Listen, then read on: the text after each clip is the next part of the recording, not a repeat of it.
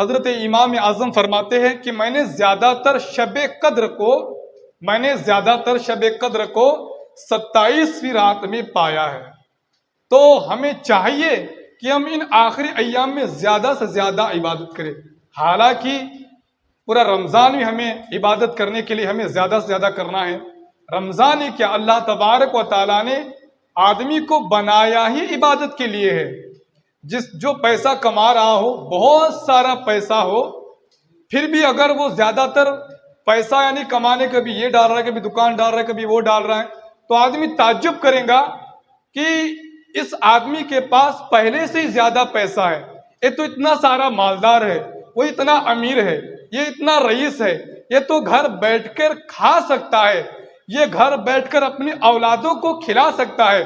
اگر یہ کام پہ نہیں بھی گیا، اگر یہ مزدوری پہ نہیں بھی گیا، اگر یہ نوکری پر نہیں بھی گیا، تو یہ رکامہ بیٹھ کر زندگی بھر بلکہ اس کی اولاد بھی کھائیں گی۔ اتنا اس نے جمع کر کے رکھا ہے، پھر بھی یہ آدمی اتنا کما رہا ہے، پیسہ کما رہا ہے۔ اللہ اکبر! اے مسلمانوں، تعجب ہوتا ہے۔ اور پھر جو غریب، جس کو واقعی پیسے کی ضرورت ہے، کہ اگر وہ ایک دن کام پہ نہ جائے، مزدوری پر نہ جائے، تو گھر میں پریشانی آ سکتی ہے، فاقے آ سکتے ہیں۔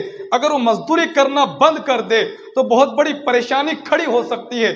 اب بتاؤ، اگر غریب پیسہ نہ کمائے، امیر پیسہ کمائے، تو پھر اس میں ہمیں دیکھنا ہے، امیر کو پیسے کی ضرورت نہیں ہے پھر بھی وہ کما رہا ہے، غریب کو پیسے کی ضرورت ہے پھر بھی نہیں کما رہا ہے۔ اگر واقعی ایسا ہوا کہ غریب جو ہیں اب غریب ہے، حالات غریب ہے، پھر بھی وہ کچھ کما نہیں رہا ہے، اب آپ ہی بتاؤ، کیا وہ غریب پریشان نہیں رہے گا؟ آپ کہوں گے بالکل پریشان رہے گا، پہلے سے ہی غریب ہے، پہلے سے ہی غریب ہے، غریب ہونے کے باوجود اس نے کام دھندا کرنا چھوڑ دیا ہے۔ اللہ اکبر! صحابہ کرام اعمال میں بہت مالدار تھے، صحابہ کرام عبادات میں بہت مالدار تھے، نیکی میں بہت مالدار تھے، مگر جانتے ہو آج کا جیسا امیر، میں نے مثال دی، امیر ہونے کے باوجود پیسہ بہت کما رہا ہے، ارے صحابہ کے پاس نیکیاں اتنی کہ شمار نہیں، عبادات اتنی کہ شمار نہیں۔ اور جانتے ہو صحابی یعنی ایسی نمازیں پڑھتے تھے کہ اللہ اکبر، جیسے وہ نفل پڑھتے تھے تو لوگ سمجھتے تھے کہ شاید یہ نفل نہیں فرض پڑھ رہا ہو۔ اللہ اکبر! عبادات اس طریقے سے کرتے تھے، اور ان کی عبادت ہماری عبادتوں سے کئی گنا افضل ہے۔ فرمایا گیا ہے، حدیثوں میں آتا ہے کہ آج کی امت کا کوئی فرد پہاڑ کے برابر سونا خیرات کر دے اور میرا صحابی مٹھی بھر اناج خیرات کر دے، تو بتاؤ پھر افضل کون ہوا، کس کی نیکی بڑی ہوئی؟ ہم تو کہیں گے کہ آج کے دور کا آدمی پہاڑ برابر سونا خیرات کر رہا ہے، اور اس دور کا صحابی مٹھی بھر اناج جو یعنی وہ خیرات کر رہا ہے، تو پہاڑ بھر سونا خیرات کرنے والا یہ افضل ہوگا؟ مگر نہیں، میرے حضور نے فرمایا آج کا آدمی اگر پہاڑ بھر سونا بھی اگر وہ خیرات کر دے، اور میرا صحابی مٹھی بھر اناج بھی اگر خیرات کر دے، تو میرے صحابی کی نیکی اس دور کے آدمی سے کئی گنا بڑھ کر ہے۔ آپ خود ہی سمجھو ان کی نیکیاں کیسی تھی۔ ہماری ڈھیر ساری نیکیاں ان کی ایک نیکی کی برابری نہیں کریں گی، بلکہ ہماری زندگی بھر کی نیکیاں ان کی ایک نیکی کی برابر نہیں کریں گی۔ اب تم ہی بتاؤ، حضرت فاروق اعظم کی تمام زندگی کی نیکیاں حضرت صدیق اکبر کی ایک نیکی کے برابر ہے۔ مسلمانوں غور کرو، سمجھو، پھر بھی یعنی وہ اتنے نیکی میں اتنے مالدار ہے، عبادات میں اتنے مالدار ہے، اتنی نیکیاں ان کے پاس کہ وہ ایک نیکی بھی جنت کے لیے کافی ہے۔ یعنی ایک نیکی بھی صحابہ کی، ایک نیکی بھی ان کو قبر سے بچا سکتی ہے، ان کی ایک نیکی بھی قیامت کی پریشانی سے بچا سکتی ہے، صحابی کی ایک نیکی بھی جنت میں جانے کے لیے کافی ہے۔ مگر کبھی آپ نے دیکھا کہ صحابی جو ہے وہ نماز کے بارے میں سست نظر آتے ہیں، وہ رمضان کے بارے میں سست نظر آتے ہیں، عبادات کے بارے میں سست نظر آتے ہیں، نیکی کے بارے میں سست نظر آتے ہیں؟ ہرگز نہیں۔ ارے جن کی ایک نیکی، قسم خدا کی پوری ذمہ داری کے ساتھ بول رہا ہوں، جن کی ایک نیکی بھی ہو وہ بھی جنت کی میں ان کے لیے کافی ہے، بخشش کے لیے کافی ہے۔ وہ صحابی اپنی زندگی کو اس طریقے سے جیتا ہے کہ اللہ اکبر اللہ اکبر۔ عبادات تو دیکھو، پانچوں وقت تو نماز ہو رہی ہے، اسی کے ساتھ ساتھ بچوں کی پرورش بھی کر رہا ہے، اللہ اکبر۔ ایک نہیں، دو دو تین تین بیویاں ایک ایک صحابی کی ہوا کرتی تھی۔ اب تم ہی سمجھو، اگر دو تین بیویاں ہیں، دو تین بیویوں کے بچے ہیں، یعنی وہ تین تین فیملی کو سنبھالتے تھے۔ آج کا مسلمان ایک پریوار کو سنبھالتا ہے، کہتا ہے حضرت مغرب کے لیے ٹائم نہیں ملا، حضرت عصر کے لیے ٹائم نہیں ملا، حضرت ظہر کے لیے ٹائم نہیں ملا۔ وہ صحابی تین تین فیملی سنبھال رہا ہے، تین تین فیملی سنبھالنے کے بعد وہ صحابی کا عمل ایسا ہے، اللہ اکبر۔ پانچوں وقت نماز تو بہت دور کی بات ہے، یعنی پانچ وقت کی نماز تو پڑھ ہی رہے ہیں۔ کسی صحابی کو آپ بتا نہیں سکتے کہ یہ تہجد نہیں پڑھتا، اللہ اکبر۔ نماز کے بارے میں اتنا احتیاط، اب بتاؤ تو صحیح، اس زمانے کیا گھڑی ہے؟ اللہ اکبر، گھڑی نہیں ہے، پھر بھی ظہر ٹائم پہ ہو رہی ہے۔ اس زمانے میں گھڑی نہیں ہے، فجر ٹائم پہ ہو رہی ہے۔ اس زمانے میں الارم نہیں ہے، مگر فجر میں ٹائم پہ اٹھ رہے ہیں، اللہ اکبر۔ تہجد کے لیے اٹھ رہے ہیں، اللہ اکبر۔ آج ہم تو گھڑی کے مطابق ٹائم ٹو ٹائم افطاری کرتے ہیں، سحری کرتے ہیں، اس دور میں گھڑی نہیں ہے، اللہ اکبر۔ میں یہ بتانا چاہتا ہوں کتنی پریشانیوں کا سامنا انہیں کرنا پڑتا ہوگا، اللہ اکبر۔ ہم تو گھڑی دیکھتے ہیں، وہ سورج دیکھتے تھے، وہ دن دیکھتے تھے، اللہ اکبر۔ اب کبھی بدل آ گئے، ارے یعنی کہ کبھی دھوپ کالا ہے، کبھی ٹھنڈ ہے، کبھی بادل چھائے ہوئے ہیں، اللہ اکبر۔ ایسے بادلوں کے ماحول میں بھی، ایسے موسم میں بھی کبھی کسی صحابی نے یہ نہیں کہا کہ آج میرا روزہ چھوٹ گیا ہے، آج مجھے سحری کے لیے ٹائم نہ ملا، اللہ اکبر، مجھے تو بہت پریشانی محسوس ہو رہی ہے۔ بتاؤ مسلمانوں، آج کے دور میں عبادات کرنا کتنا آسان ہو گیا ہے۔ پہلے تو کوئی سپیکر نہیں تھا، کوئی لاؤڈ سپیکر نہیں تھا کہ مؤذن نے اذان پکاری اور پھر سنی آ گئی، اللہ اکبر اللہ اکبر۔ جب مسجدوں میں اذان ہوتی تھی، وہ مسجدیں بھی کیسی تھی؟ کھجور کی چھت ہوا کرتی تھی، اللہ اکبر۔ ایسی مسجدوں میں صحابہ جب کوئی صحابی اذان پکارتا تھا، مگر سنو، وہ جو صحابی اگر محفل میں رہتے تھے تو ان کو وہ اذان بھی سنائی دیتی تھی، یعنی اپنے گھروں میں بھی وہ حضرت بلال کی اذان سن لیتے تھے، یعنی زیادہ تر ان کے کان مسجد نبوی کی طرف لگے رہتے تھے، چاہے پھر وہ کھانا کھا رہے ہو، چاہے پھر وہ اپنے گھر میں بیٹھے ہو، چاہے پھر وہ اپنی محفل میں بیٹھے ہو۔ پھر جب اذان ہوتی تھی بنا سپیکر کی، بنا مائک کی، وہ صحابہ سمجھ جاتے تھے چپ چپ شاید اذان ہو رہی ہے، ذرا چپ بیٹھو، مجھے اذان سنائی دے رہی ہے۔ آج کا وہ دور ہے، سپیکر میں اذان ہو رہی ہے، لوگ کہتے ہیں ٹی وی میں مجھے آواز سنائی نہیں دیا۔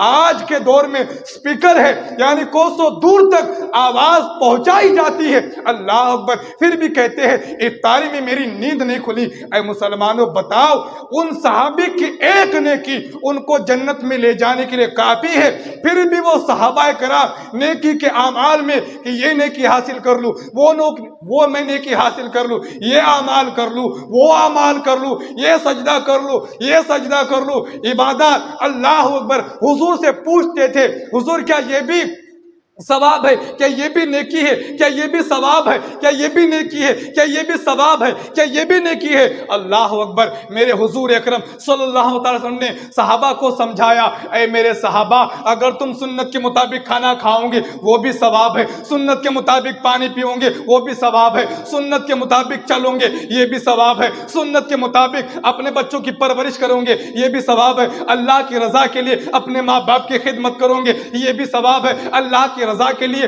تم کمائی کے لیے نکلو گے، تم مزدوری کرو گے، یہ بھی ثواب ہے اللہ کی رضا کے لیے۔ اے میرے صحابہ، اگر تم اپنی پوری زندگی جیتے ہو، تم سنت مصطفیٰ کے مطابق سوتے ہو، تم سنت مصطفیٰ کے مطابق کھاتے ہو، تو تمہارا کھانا، تمہارا پینا، تمہارا سونا، تمہارا جاگنا، تمہارا اٹھنا، تمہارا چلنا، تمہارا بیٹھنا، یہ سب نیکی میں شمار ہو جائے گا۔ اللہ اکبر۔ پھر وہ صحابی کبھی سنت کے خلاف کبھی کھانا نہیں کھاتا تھا، وہ صحابی کبھی خلاف شرع، کبھی خلاف سنت، کبھی پانی نہیں پیتا تھا، پھر وہ صحابی کبھی سنت کے خلاف کبھی چلتا نہیں تھا، اس کا چلنا سنت کے مطابق ہوتا تھا۔ اللہ اکبر۔ جن کی ہر ادا سنت مصطفیٰ، ایسے پیر طریقت پہ لاکھوں سلام، ایسے پیر طریقت پہ لاکھوں سلام۔ پھر بھی کبھی صحابی نے کبھی ایسا نہیں کیا، ارے میرے پاس تو عبادات بہت ہے، نمازیں بہت ہے، نیکی بہت ہے، چلو تھوڑا سا بیٹھ لیتا ہوں، چلو تھوڑا سا گھر پہ چلا جاتا ہوں،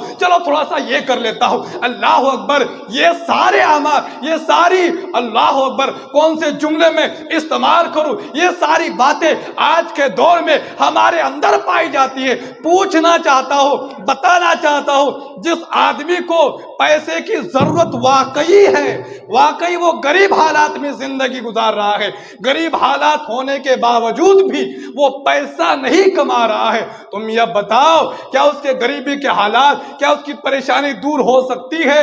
بتانا یہ چاہتا ہوں، واقعی ہمیں قسم خدا کی، واقعی ہمیں نیکی کی ضرورت ہے، ہمیں نمازوں کی واقعی ضرورت ہے، عبادات کی ضرورت ہمیں واقعی ہے، ثواب تو ہمیں چاہیے ہی چاہیے، مگر آج ہمیں جن کے پاس نیکیاں بہت ساری ہے، پھر وہ نیکی اس طریقے سے کرتے ہیں، اللہ اکبر، جن کی نیکیاں، جن کے اعمال کا کیا کہنا، آج ہمیں اعمال کی ضرورت ہے، آج ہمیں نیکیوں کی ضرورت ہے، پھر بھی آج لوگ ہم نیکی نہیں کر رہے ہیں۔ اللہ اکبر، اللہ اکبر۔ اب بتاؤ مسلمانوں، جب آدمی جب زیادہ گناہ کر لیتا ہے، جب اس کی زندگی میں گناہ زیادہ بھر جاتے ہیں، تو اللہ تبارک و تعالی اس گناہ کا کفارہ کرنے کے لیے اس کے اوپر مصیبت لاتا ہے، یعنی کہ اس نے بہت گناہ، بڑے بڑے گناہ کر لیے ہیں، نماز چھوڑنا یہ بھی بہت بڑا گناہ ہے، ورنہ پھر لوگ سمجھتے، غور بھی کرتے، یار میں نے تو کبھی گناہ کیا ہی نہیں، میں نے تو کبھی کسی کا برا کیا ہی نہیں۔ ارے میاں، سب سے بڑا برا یہ ہے کہ تو نماز کو نہیں آتا،